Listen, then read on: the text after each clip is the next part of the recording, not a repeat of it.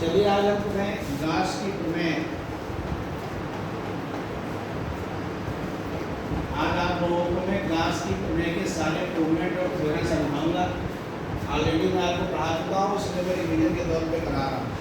कभी आपको दिक्कत लगे, कंफ्यूजन लगे तो मेरी ही बात को सुन लोगे तो फायदा रहेगा, राइट। तो सबसे पहले जब हम गास की प्रमेय की बात करें तो टॉपिक है, एक एक टॉपिक समझते चलो, किसी को कोई क्वेरी हो तो तुरंत आप पूछ सकते हो, इसमें कोई घबराने की जरूरत नहीं, बस साइलेंट तौर पे समझ लीजिए। पहला टॉपिक इसमें घन। अगर हम तुम्हें घनफोड़ की परिभाषा देना चाहें, परिभाषा सिखाना चाहें, तो किसी गोली पृष्ठ क्षेत्रफल द्वारा, गोली पृष्ठ क्षेत्रफल द्वारा गोले के केंद्र पर अंतरित कोण घनफोड़ कहलाता है। इसका जो फार्मूला होता है d omega equal to dA cos theta upon r square. सब तुम्हारे नोट्स में भी लिखा हुआ है, मैंने कुछ बोल बोल के लिखाया है, तो मैं रिवाइज करा देता हूँ। अभी आपका टेस्ट होगा, 3 चैप्टर होगा एक साथ, चैप्टर 1, चैप्टर 2, चैप्टर 3, तीनों का अपना लास्ट में टेस्ट होगा। किसी गोली पृष्ठ क्षेत्रफल द्वारा गोले के केंद्र पर अंतरित कोण घनफोड़ कहलाता है। इसका जो फार्मूला होता है d omega equal to dA cos theta upon r square. कोई भी बंद पृष्ठ हो, प्रत्येक बंद पृष्ठ, कोई भी बंद पृष्ठ, प्रत्येक बंद पृष्ठ का संपूर्ण घनफोड़ कितना होता है? सबको पता होगा, किसी भी बंद पृष्ठ का संपूर्ण घनफोड़ 4 पाई होता है। इसको बोलते हैं यूनिट है इसके रेडियन। तब कोई भी बंद पृष्ठ, बस बंद पृष्ठ होना चाहिए, घन हो, घनाभ हो, कोई और आकृति हो, गोला हो, बेलन हो, तो जब भी संपूर्ण घनफोड़ आएगा वो 4 पाई इसके radian. I will use in numericals, right. Second topic इसका है वैद्युत फ्लक्स। ये आ जाओ सेकंड टॉपिक, वैद्युत फ्लक्स।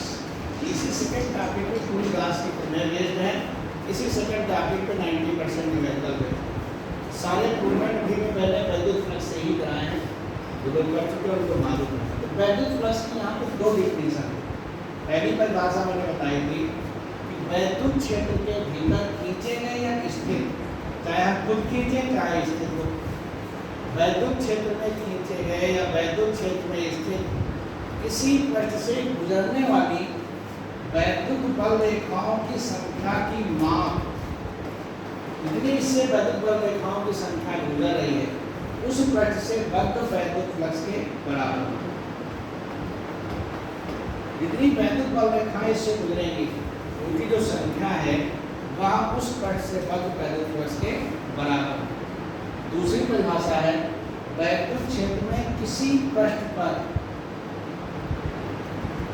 वैद्युत क्षेत्र और क्षेत्रफल वेक्टर, मतलब वैद्युत क्षेत्र में खींचे गए किसी पृष्ठ पर वैद्युत क्षेत्र का पृष्ठ समाकलन, वैद्युत क्षेत्र का पृष्ठ समाकलन, अगर रेखीय समाकलन होता तो dl करते, पृष्ठ समाकलन है तो dA कर रहे हैं, और आयतन समाकलन होता तो dV करते।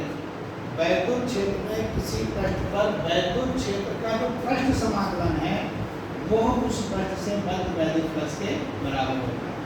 Phi equal to surface integration E dot dA। 3 परिभाषाएं केवल इस चैप्टर पर। वैद्युत क्षेत्र में किसी पृष्ठ पर, और अच्छा लिखना चाहते हो, पृष्ठ के अवलंबक वैद्युत क्षेत्र के पृष्ठ समाकलन के बराबर उस पृष्ठ से बद्ध वैद्युत फ्लक्स होगा। Phi equal to surface integration E dot dA। अगर E dA के बीच कोण है तो phi equal to surface integration E dot dA से जो फार्मूला बनेगा बन जाएगा E dA cos थीटा। दोनों के बीच चूंकि एंगल थीटा है तो cos थीटा हो गया, तो E cos थीटा बाहर निकाल दिया, ये इंटीग्रेशन हो गया dA। dA पूरा पृष्ठ का क्षेत्रफल होता है। अगर पृष्ठ का क्षेत्रफल A है तो dA cos थीटा हो गया। पृष्ठ मान लो गोला होता तो क्षेत्रफल 4 पाई r स्क्वायर होता। पृष्ठ बेलन होता तो उसका अगर वक्र पृष्ठ होता तो 2 पाई r h होता। जैसा हमारे पास पृष्ठ है वैसा यहाँ पे dA है, मान लो यहाँ पे dA का मान है। इसी से वैद्युत फ्लक्स का मात्रक और विमा निकला है। अब E का मात्रक तुम जानते हो, न्यूटन पर कूलम्ब हो गया, तो मात्रक इसका हो गया न्यूटन इनटू मीटर स्क्वायर पर कूलम्ब, एक मात्रक r। वो यानी वैद्युत फ्लक्स के दो मात्रक प्रचलन में है, एक न्यूटन इंटू मीटर स्क्वायर पर कूलम, इसको रटना है कि समझना है। वैद्युत क्षेत्र का मात्रक किसको बताया गया, न्यूटन पर कूलम, ए से गुणा कर दो metre square, newton into metre square पर कूलम हो जाएगा।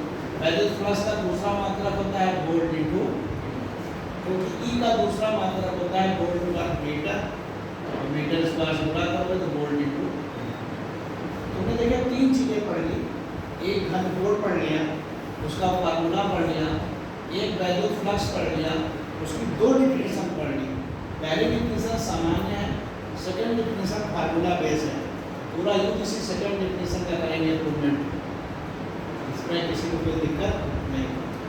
लेकिन एक बात ध्यान रखो, हमेशा ई डॉट दिए होगा, इनके बीच के कोण पर डिपेंड करेगा। अगर ई और डी लंबवत है तो जीरो हो जाएगा, आई का मान क्या होगा, जीरो। तो ये हो गया तुम्हारा फर्स्ट टर्म।